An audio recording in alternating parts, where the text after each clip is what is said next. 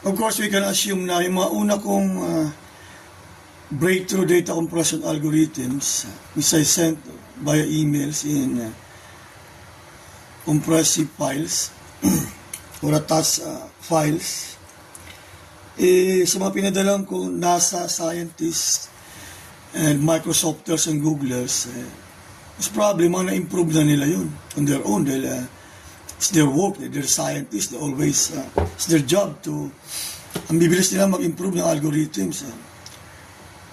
That's their line of work, the computer scientists. Most probably na-improve na nila yung mga una kong breakthrough data compression algorithm. Kumbaga, baka na-optimize na nila. They working as a group. It's their job. It's their usual, it's their day-to-day work.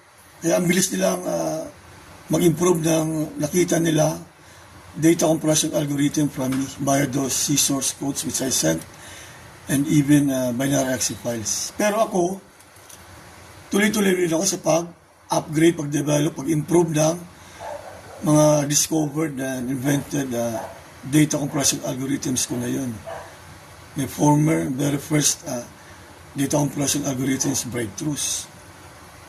First probably na mas optimized, mas better yung nila, improvement nila sa mga distinct data compression algorithm ko na pinadala sa kanila.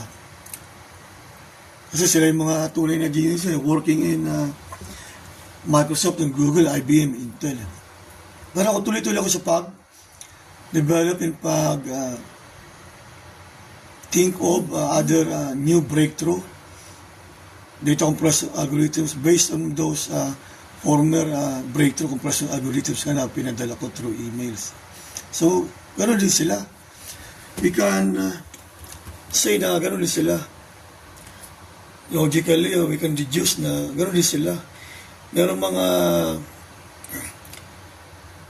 may improvements din sila. May meron din sila maiisip na other algorithms na based on the compression algorithm na una kong pinadala and the mathematics of those breakthrough compression algorithms. And also applicable nga to cryptography, data encryption, and decompression. Because it's about information entropy, the entropy of digital files, about data file, about source file, yung mga terminologies ganun. So, after that, may mga encrypted files nga ako na pinadala sa kanila.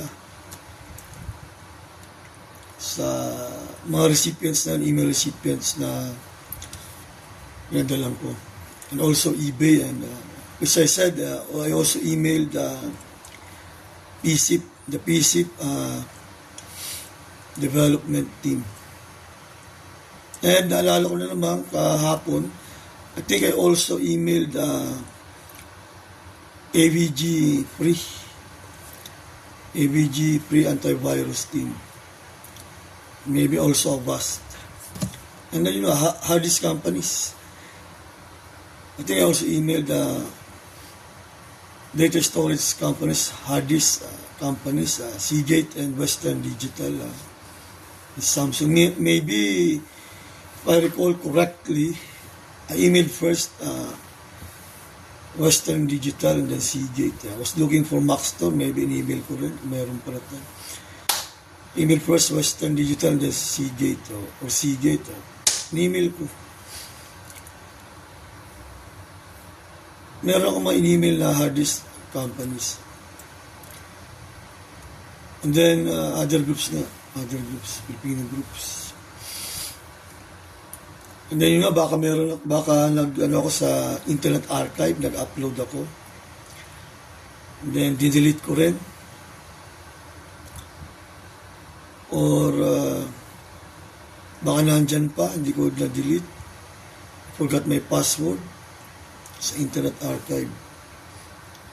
Different username, different email account that time. Pero subsequently, after months, I think ito na rin yung mga email accounts ko, Gmail accounts ko.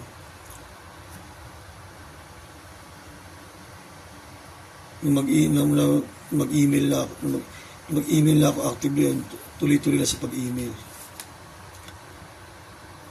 So, ang sigurado dyan, I had real breakthrough compression algorithms that would have been improved already by advanced scientists na NASA, sa Microsoft, the Microsofters, Googlers, and scientists of IBM, Intel, and other tech companies.